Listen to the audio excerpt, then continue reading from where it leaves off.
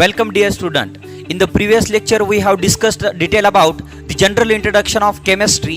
In this lecture we will discuss about the matter and the state of matter. Okay? तर पहा पहिल्या व्हिडिओमध्ये आपण केमिस्ट्रीची डेफिनेशन बघितली होती. ह्या व्हिडिओमध्ये आपण मॅटरची डेफिनेशन आणि मॅटर कोणकोणत्या स्टेटमध्ये आपल्याला पाहायला भेटणार आहे याविषयी इन्फॉर्मेशन आपण डिस्कस करणार आहोत. ओके? सी मॅटर विषयी आपण डेफिनेशन बघितली होती. Anything in the universe having the mass and volume. एक तर त्याला काय असणार आहे, काहीतरी मास असणारे पहा लक्षात घ्या, आणि it having the volume or that matter occupies a space in the universe. तर त्या एनिथिंग किंवा त्या सबस्टन्सला आपण काय म्हणतो, that is called as the matter. What is the definition of matter कळतंय का? Anything in the universe having the mass and volume that is called as the matter. आता एक लक्षात घ्या, मॅटर जर म्हटलं तर आपण काय काय कन्सिडर करू शकतोय पहा. We can consider the different example just we have seen in the previous videos. For example वेगवेगळे कंपाऊंड्स कन्सिडर करू शकता तुम्ही. We can consider sucrose, glucose, okay, और we can consider different elements consider करू शकता तुम्ही. हायड्रोजन, ऑक्सिजन किंवा water असेल, ओके, किंवा डिफरंट सॉइल असेल, डिफरंट मिक्सचर असतील, mixture of sucrose plus wheat consider करा. Okay, all this are the matters. मग मॅटरची एक डेफिनेशन काय सांगू शकतो आपण? Anything in the universe having the mass and volume and it occupies the space that is called as the matter. Okay, now see, now we discuss about the states of matter. See, the matter is found in mainly three state, that is called as the solid state, liquid state and another is the gaseous state. एक लक्षात घ्या, तर मॅटरचे जे तीन state आहेत पहा लक्षात घ्या, they are on the basis of, मॅटरची डिव्हिजन तीन स्टेट मध्ये आपण कशावरून केलेले आहे पहा, on the basis of intermolecular forces of attraction. कशाच्या बेसिसवर? Intermolecular forces of attraction. कळतंय का? Intermolecular forces of attraction.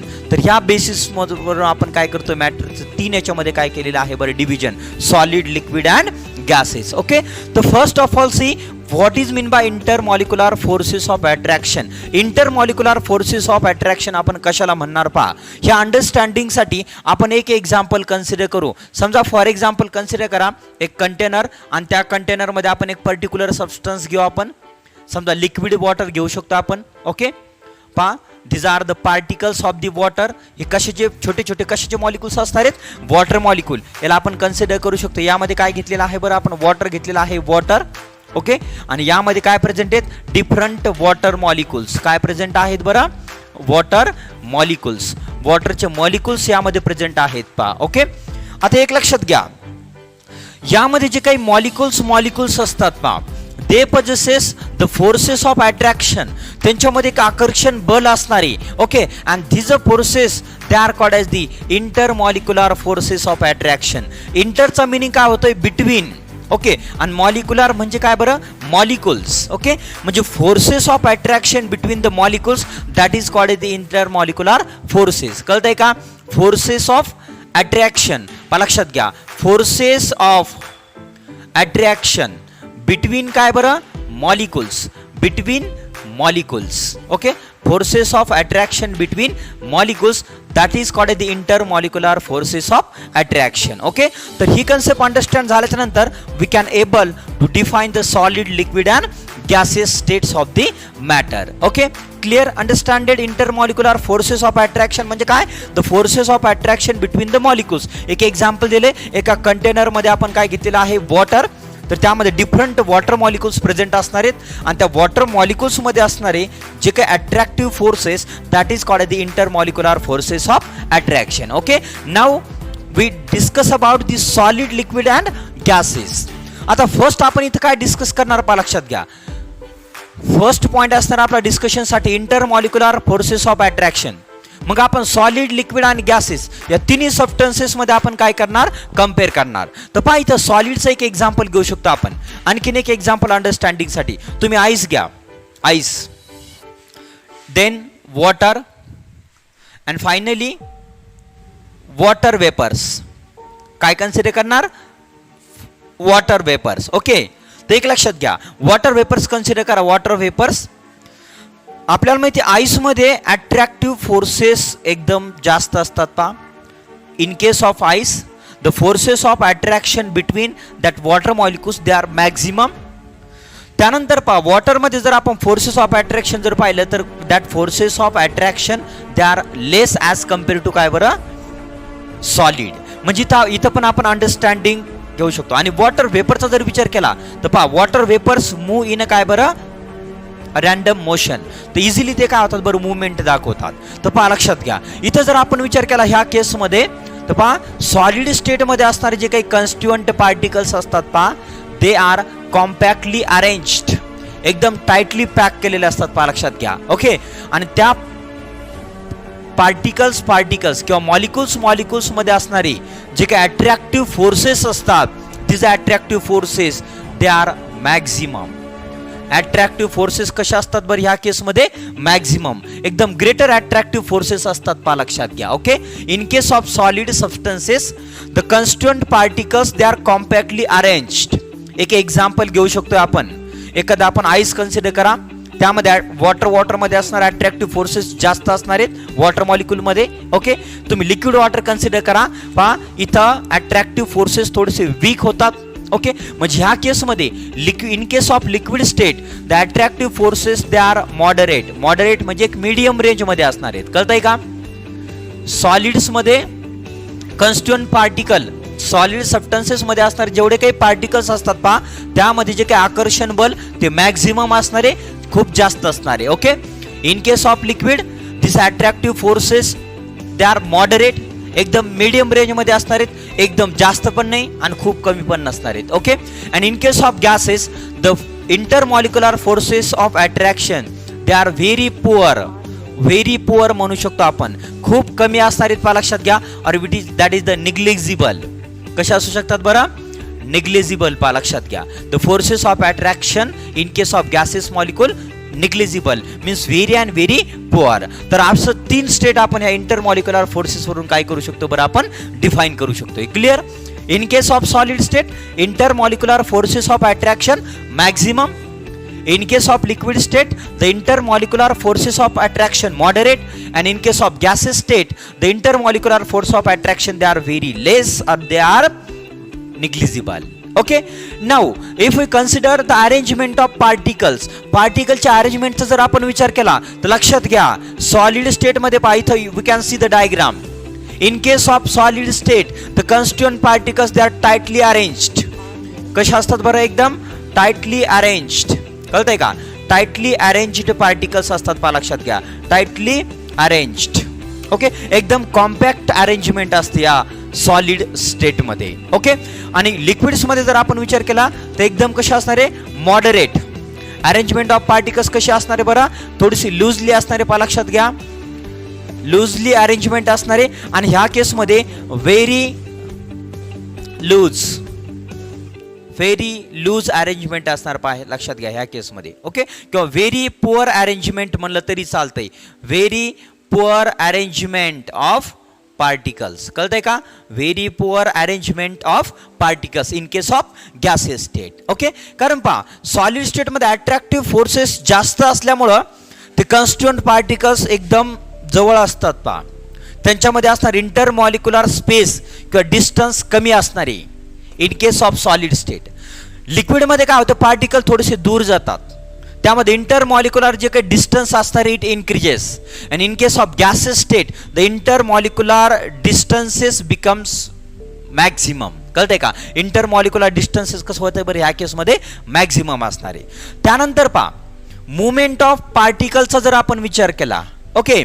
C in case of solid state there is no movement of particles. कळतंय का. लक्षात घ्या नो मुवमेंट ऑफ पार्टिकल्स. इथं particle move होत नाहीत. कळतंय का. किंवा एक एक्झाम्पल कन्सिडर करू शकतो आपण. एक वूड कन्सिडर करा. It is present in solid state. तर त्यामधले जे पार्टिकल्स असतात किंवा आपण एक आयर्न बॉक्स कन्सिडर करू. आपण एक आयर्न बॉक्स कन्सिडर करा. तर it is present in which state solid state. Okay. तर त्यामध्ये कॉन्स्टिट्युएंट पार्टिकलची मुवमेंट होत नाही. They do not move. But one thing remember that there is no movement in the constituent particles of these solids, but they can be vibrate. But they vibrate. But they काय बरं vibrate. लक्षात घ्या, ते particles काय होतात vibrate होतात, कळतंय का. बट पार्टिकल्स मे काय बरं व्हायब्रेट. पार्टिकल्स मध्ये काय होतंय फक्त व्हायब्रेशन होतंय. व्हायब्रेशन एक एक्झाम्पल कन्सिडर करा. समजा फॉर एक्झाम्पल एक आयर्न रॉड किंवा एक आयर्न बॉक्स लार्ज आपल्याकडे कन्सिडर करा. पार्टिकल्स लक्षात घ्या, समजा इथला जो पार्टिकल आहे तो इथं मूव्ह होऊ शकत नाही, कोणत्याच ठिकाणी होणार नाही, कळतंय का. समजा इथला पार्टिकल ह्या ठिकाणी जाऊ शकत नाही किंवा इथला पार्टिकल ह्या ठिकाणी जात नाही, means there is no movement of particles. पण जर समजा तुम्ही पहा इथं हॅमरिंग करा थोडीशी, तर सॉलिड सबस्टन्सवर हॅमरिंग करा. हॅमरिंग केल्याच्या नंतर काय होईल पहा, ते जे पार्टिकल्स असतात त्या मीन पोझिशन भोवतीची तर काय होतात दे व्हायब्रेट. त्या मीन पोझिशन भोवतीच ते काय होतात बरं व्हायब्रेट. म्हणजे पार्टिकल्समध्ये मुवमेंट नसते but they can be vibrate. Clear. Okay. Now see in case of liquid state there is movement of particles. Moderate movement म्हणलं तरी चालतंय, कळतंय का. There is movement of particles, कळतंय का. मुवमेंट ऑफ पार्टिकल्स म्हणजे या केसमध्ये पार्टिकलची काय होते मुवमेंट. समजा असं कन्सिडर करा, ह्या कंटेनरमध्ये आपण समजा वॉटर घेतलेला आहे, तर पहा इथं प्रेझेंट असणारा मॉलिक्यूल वॉटर मॉलिक्यूल, समजा suppose consider here the one water molecule, तर हा वॉटर मॉलिक्यूल ह्या ठिकाणी मूव्ह होऊ शकतो, इथून ह्या ठिकाणी मूव्ह होऊ शकतो, कळतंय का. It can be move. There is the movement of काय बरं पार्टिकल्स. आणि ती मुवमेंट ऑफ पार्टिकल्स कशी असणार, एक मॉडरेट असणारे, खूप जास्त पण नसणारे, कळते का. मुवमेंट ऑफ पार्टिकल कशी असणारे बरं, that is moderate. And see in case of gases state, okay, there is movement of particles. Particles move in a random motion, कळतंय का. पार्टिकल्स मूव्ह इन काय बरं रॅन्डम मोशन.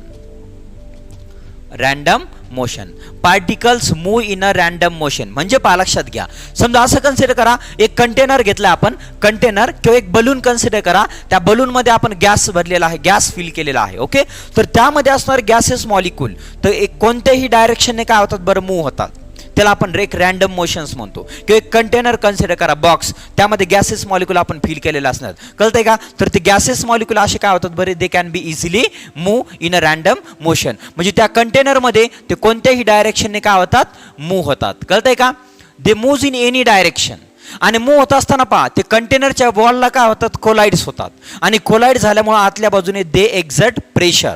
पहा एक कंटेनर कन्सिडर करा, कंटेनर त्यामध्ये आपण गॅसेस मॉलिक्यूल फिल केलेले आहेत. Gases molecule move in a random motion and they collides to wall of container. कंटेनरच्या वॉलला काय होतं ते कोलाइड्स होतात, त्याला डॅश होतात किंवा धडकतात. त्यामुळे काय होतं आतल्या बाजूने ते एक प्रेशर एक्झर्ट करतात, कळते का. They create pressure on the wall of container. Clear. Now see about the shape and volume. Shape आणि व्हॉल्यूमचा जर आपण विचार केला तर लक्षात घ्या, in case of solid state shape and volume both fixed. दोन्ही पण कशा असतात बरं, both fixed, they do not vary. समजा असं कन्सिडर करा, आपल्याकडं एक पर्टिक्युलर स्क्वेअर सारखा एक आयर्न बॉक्स आहे, त्याचा शेप स्क्वेअर सारखा, कळतंय की. आयर्न काय आहे एक बॉक्स असं कन्सिडर करू आपण, एक क्यूब सारखं कन्सिडर करू शकतो आपण, एक बॉक्स. ओके. तर तिचं जे व्हॅल्यूम असणार आहे आणि shape it do not change, it remains काय बरं फिक्स्ड. त्यानंतर पहा लिक्विड स्टेटचा जर आपण विचार केला तर in case of liquid state volume fixed, volume fixed, लक्षात घ्या volume fixed, but shape variable. Shape कसा असतो व्हेरिएबल. समजा असं कन्सिडर करा, पहा हे कंटेनर, या कंटेनरमध्ये आपण 1 लिटर वॉटर घेतलेलं आहे. तेच वॉटर तुम्ही काय करा अशा वेगळ्या कंटेनरमध्ये ऍड करा. समजा असं एखादं कंटेनर घेऊ आपण, पहा असं एकदम असं कंटेनर घेऊ आपण, पहा इथपर्यंत समजा पाहता इथं 1 लिटर वॉटर आहे, तेच पाणी तुम्ही ह्या दुसऱ्या कंटेनरमध्ये ऍड केलंय. पहा दोन्हीचा शेप काय होतोय चेंज होतोय, शेप चेंजेस. म्हणजे पहा शेप कसा असणार आहे व्हेरिएबल लिक्विड स्टेटमध्ये आणि व्हॉल्यूम कसा असणार आहे फिक्स्ड. आणि in case of gaseous state, okay, in case of gaseous state both shape and volume both variable, दोन्ही पण काय होतात बरं चेंज होतात. ओके. तर अंडरस्टँड कसं करून घेणार आपण. समजा असं कन्सिडर करा, आपल्याकडे एक कंटेनर आहे, यामध्ये आपण 1 लिटर गॅस फिल केलेला आहे, 1 लिटर गॅस. ओके. आता एक लक्षात घ्या, तोच गॅस आपल्याला एका स्पिरिकल कंटेनरमध्ये टाकायचा. हाच गॅस तुम्ही कशामध्ये टाकणार स्पिरिकल कंटेनर. ह्या कंटेनरचं व्हॅल्यूम आहे 2 लिटर असं कन्सिडर करा. तर तोच गॅस तुम्ही ह्या कंटेनरमध्ये टाकल्याच्या नंतर पहा शेप चेंज होतोय. ओके. आणि गॅसचं व्हॅल्यूम 1 लिटर वरून कुठपर्यंत जाते 2 लिटर पर्यंत. म्हणजे पहा both shape and volume both are the काय बरं variables in case of gaseous state. Clear. Understanded. Okay. Now see about the compression. जर आपण कॉम्प्रेशनचा विचार केला, पहा लक्षात घ्या, सॉलिड सबस्टन्स त्यांना एक बाहेरून एक्सटर्नल तुम्ही काय करा, फोर्स अप्लाय करा किंवा प्रेशर अप्लाय करा. Solid substances external pressure apply करा. Okay, they do not compress, ते कॉम्प्रेस होत नाहीत. मग आपण काय सांगू शकतो, दे आर नॉन कॉम्प्रेसिबल. कळतंय का, they are non compressible. Solid substances are non compressible to pressure. एखाद्या सॉलिड सबस्टन्सला पहा लक्षात घ्या, ऑलरेडी तिथं पार्टिकल्स एकदम कॉम्पॅक्टली अरेंज्ड असणार आहेत. त्यामुळे एक्सटर्नल फोर्स जर आपण अप्लाय केला किंवा एक्सटर्नल प्रेशर अप्लाय करा त्या सॉलिड सबस्टन्सेसवर, they do not compress, means they are non compressible. Now say in case of liquid state, liquid स्टेटमध्ये जनरली पहा, एकतर जर ह्या अट्रॅक्टिव्ह फोर्सेस जर जास्त असतील तर liquid they are generally non compressible, but sometimes they showed compression, but very and very in small extent. म्हणजे very and very small extent मध्ये, कळतंय का, व्हेरी स्मॉल टू कॉम्प्रेसिबल. कळतंय का, व्हेरी स्मॉल टू काय बरं, कॉम्प्रेशन. म्हणजे compression एकदम कमी प्रमाणात ते काय करतात बरं, शो करतात. म्हणजे एकदम very and very small, poorly, और sometimes they do not show compression. Okay, that is about the liquid state. Now if we consider the gaseous state, पहा लक्षात घ्या, gases they are compressible. समजा आपण इथं असं कन्सिडर करू, एक container and having the piston, त्याला एक पिस्टन आहे आणि यामध्ये आपण गॅसेस मॉलिक्यूल फिल करू, आपण गॅसेस मॉलिक्यूल. आता पिस्टनचा प्रेशरवरून पिस्टनने काय करणार, आपण प्रेशर अप्लाय करणार त्या गॅसेस मॉलिक्यूलवर. म्हणजे आपण पिस्टन जर डाऊनवर्ड डायरेक्शनला पुश केला तर काय होईल, पहा लक्षात घ्या, तर हे दूर असणारे गॅसेस मॉलिक्यूल ते काय होतील बरं, थोडेसे जवळ येतील आणि मीन्स दे गेट कॉम्प्रेस. म्हणजे पिस्टन अप्लाय करा, पिस्टन डाऊनवर्ड डायरेक्शनने काय होईल बरं, पुश होईल. म्हणजे गॅसेस मॉलिक्यूलचं काय होतं, दे अंडरगो कॉम्प्रेशन. म्हणजे आपण काय सांगू शकतो, gases molecule they are compressible. काय असतात बरं, they are compressible to external pressure. External प्रेशरला गॅसेस सबस्टन्सेस काय असतात बरं, कॉम्प्रेसिबल असतात. Clear, understand it. What is the matter, anything in the universe which having the mass and volume and it occupies the space, that is called the matter. Matter is found in the three states, solid, liquid and gases. Okay, and these are all the properties of solid and liquid substances. Clear? Okay, आणि लक्षात घ्या, केमिस्ट्रीला मध्ये आपल्याला पूर्ण डिटेलमध्ये study करायचा आहे. Solid स्टेटचा आपल्याला एक सेपरेट टॉपिक आहे. ओके, त्यानंतर लिक्विड आणि गॅसेस स्टेटसाठी पण एक टॉपिक आहे, state of matter, that will see, ते आपला टॉपिक आहे, त्यामध्ये आपण आणखी डिटेलमध्ये डिस्कशन करणार आहोत. Clear? Okay, see the next properties. Intermolecular space.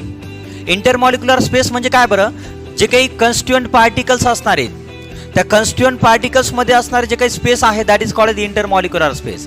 So in case of solid state, intermolecular space they are very and very less. Compact arrangement असल्यामुळं या मॉलिक्यूलमध्ये असणार जो स्पेस तो खूप कमी आहे सॉलिड स्टेटमध्ये. लिक्विड स्टेटमध्ये थोडाफार स्पेस तुम्हाला पाहायला भेटलं, that is a moderate type of intermolecular space. And in case of gases state, see the gases molecule they R present very apart from each other. ते खूप दूर असतात, पहा लक्षात घ्या, एकमेकांपासून. म्हणून तिथं जे काही इंटरमॉलिक्युलर स्पेस असणार आहे, it is a large. Okay, now see the effect of temperature. पहा, एक जनरल मध्ये तुम्ही स्टडी केलेला आहे की टेम्परेचर आणि व्हॉल्यूमचं रिलेशन आपल्याला माहिती आहे. जेव्हा तुम्ही पर्टिक्युलर सबस्टन्सचं टेम्परेचर वाढवणार हीट सप्लाय करून, ओके, त्यावेळेस volume of that substance increases, expansion होते त्या सबस्टन्सचं. पण एक लक्षात घ्या, एक्सपान्शन होत असताना तुम्ही जर सॉलिड स्टेटचा जर विचार केला तर जेव्हा तुम्ही सॉलिड सबस्टन्सचं टेम्परेचर इन्क्रीज करणार, म्हणजे काय करणार तुम्ही लक्षात घ्या, जे काही समजा कन्सिडर करा पर्टिक्युलर सबस्टन्स आणि मॉलिक्युल्स. ओके, आणि या मॉलिक्यूलमध्ये असणार अट्रॅक्शन म्हणजे काय, इंटरमॉलिक्युलर फोर्स ऑफ अट्रॅक्शन. या अट्रॅक्शनला काय म्हणतो आपण, इंटरमॉलिक्युलर फोर्स ऑफ अट्रॅक्शन. आणि जेव्हा तुम्ही हीट सप्लाय करणार, ओके, हीट सप्लाय केल्याच्या नंतर अट्रॅक्टिव्ह फोर्सेस बिकम्स वीक. ते मॉलिक्यूल एकमेकांपासून थोडेसे दूर जातात. कळतंय का, म्हणजे पहा, हीट सप्लाय करा म्हणजे त्या सबस्टन्सचं आपण टेम्परेचर इन्क्रीज करतोय. ओके, तर जेव्हा इथे इंटरमॉलिक्युलर फोर्सेस वीक होतील त्यावेळेस volume of that substance increases, कारण पार्टिकल्स थोडेसे दूर जातात, त्यामुळे जे काही व्हॉल्यूम असणार that volume increases. But see effect solid, liquid आणि गॅसेसवर इफेक्ट कसा होणार आहे, जेव्हा तुम्ही सॉलिड सबस्टन्सेसचं टेम्परेचर इन्क्रीज करणार तर volume increases, but it increase in very and very small extent. In case of liquid state, if the temperature of the substance increases, the increasing the volume is in moderate extent. Okay, but if the temperature of the gaseous substances increases, the volume increases in a large extent. कारण gases मॉलिक्युलमध्ये already particles खूप दूर असतात, पहा लक्षात घ्या. Intermolecular forces एकदम weak असतात आणि तुम्ही जर हीट सप्लाय केली आणि टेम्परेचर जर वाढवलं तर ते पार्टिकल्स आणखीन दूर जातात, म्हणजे गॅसेस मॉलिक्युलचं एक्सपान्शन इझिली होते, पहा लक्षात घ्या, जेव्हा तुम्ही काय करणार, टेम्परेचर इन्क्रीज करणार. ओके, तर this is all detailed explanation about the different solid, liquids and gaseous substances. Clear? Okay, this is about the states of matter.